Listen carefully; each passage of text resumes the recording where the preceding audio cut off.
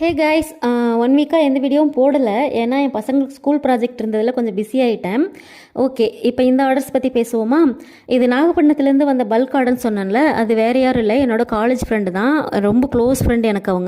அவங்க தான் கொடுத்துருந்தாங்க. தீபாவளிக்கு முன்னாடியே எனக்கு நிறைய ஆர்டர்ஸ்லாம் இருந்தது, அதெல்லாம் ஃபினிஷ் பண்ணி சென்ட் பண்ணிட்டேன். தீபாவளிக்கு அப்புறம் எந்த ஆர்டர் இல்லைன்னு சொல்லி யோசிச்சுட்டு இருக்கும்போது தான் அவகிட்டேருந்து கால் வந்தது. எடுத்து நார்மலாக பேசிவிட்டு, உனக்கு ஏதாவது ஆர்டர்ஸ் ஒர்க் எதுவும் இருக்கா அப்படின்னு கேட்டால், நான் உடனே இல்லடி, அதை பற்றி தான் திங்க் பண்ணிகிட்ருக்கேன் அப்படின்னேன். அப்போனா எனக்கும் என் பாப்பாவுக்கும் கொஞ்சம் அக்சசரிஸ்லாம் பண்ணி தரியா அப்படின்னு கேட்டால், நானும் ஓகேன்னு சொன்னேன்னே. ஒரு பேப்பர் பேனெல்லாம் எடுத்துக்கடி, நோட் பண்ணிக்க அப்படின்னா. பெரிய லிஸ்ட்டே கொடுத்தா. எவ்வளோ ஆகும்னு கேட்டால், நானும் அப்ராக்சிமேட்டிவாக ஒரு அமௌண்ட் கொடுத்தேன். அமௌண்ட் சொன்னேன். ஓகேன்னு சொல்லிட்டு கால் கட் பண்ணவோ உடனே அமௌண்ட் பே பண்ணிட்டா. நான் அட்வான்ஸாக அமௌண்ட் வாங்கிட்டு செஞ்சு கொடுத்த ஃபஸ்ட்டு ஆர்டர் தான்.